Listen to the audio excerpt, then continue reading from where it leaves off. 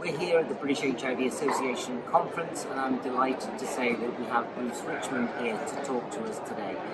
Bruce gave a fantastic talk on the first day of the conference, but unfortunately some people weren't here to listen to that, and so we've grabbed him to try and just tell us a little bit about what he's been getting up to with the U=U movement. So Bruce, tell us about it. Well, I think folks probably know what U=U means at this point, that a person living with HIV who's undetectable and is on treatment cannot transmit HIV through sex. So what we're doing now is, now that the science has been confirmed, that message has been accepted by the global medical and scientific community, it's confirmed.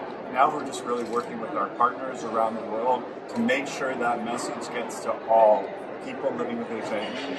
Providers, policymakers, and the public. So it's working with organizations like you to support you, to get your messaging out. I mean, Saving Lives UK's posters were used on the island of Mauritius a year and a half ago as part of a march. And also International AIDS Society's posters were used from Switzerland and Mauritius. So it's this kind of, we're helping to facilitate that kind of sharing of resources so that we can work together across the world, really, to get the message out. So I'm very interested to know, the science has been there for a long time, okay? But we're still a long way from one, patients knowing about it, but also doctors knowing about it. So how do you think how do we get there? Well, in terms of reaching doctors and then reaching patients, many countries have treatment guidelines. So you have the BIVA treatment guidelines here in the UK, which they've already integrated U=U into the treatment guidelines here. So this is guidance to clinicians to tell your patients U=U or can't pass it on, no risk, zero risk, in unequivocal terms. There's also guidelines like that in Australasia and in Vietnam and in Canada that we're seeing that have been updated.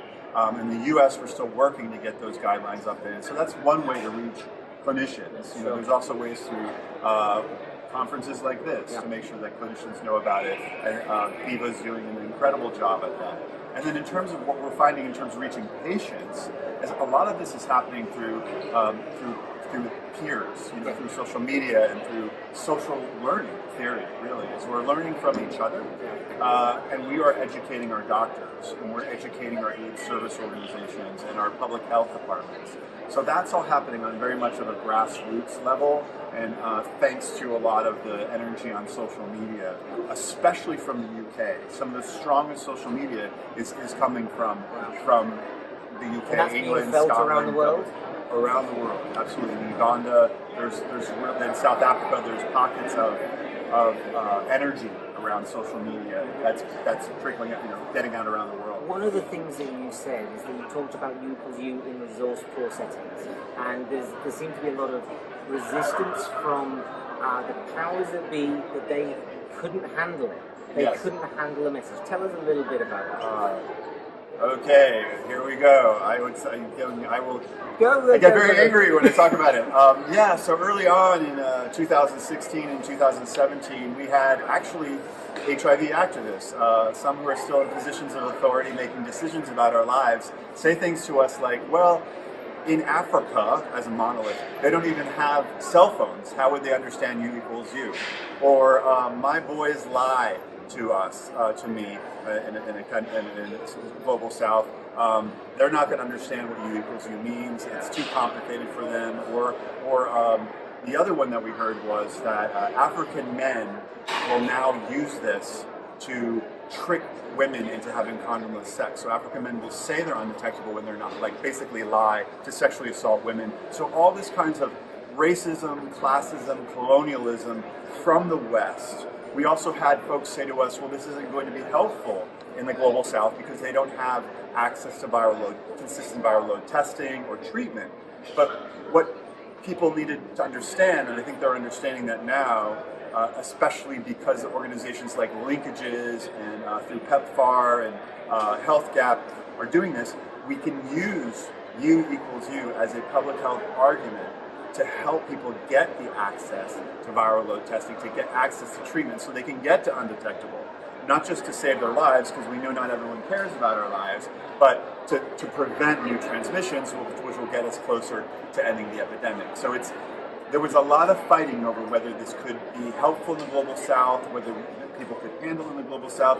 Now we're seeing they can handle in the Global South. In fact, some of the work, like in Uganda, is even better than the work we're seeing in the United States, that the activists are rising up. They have marches and conferences and social media and songs to get this message out. So the activists, some of them were wrong in the United States that were telling us this wouldn't be helpful.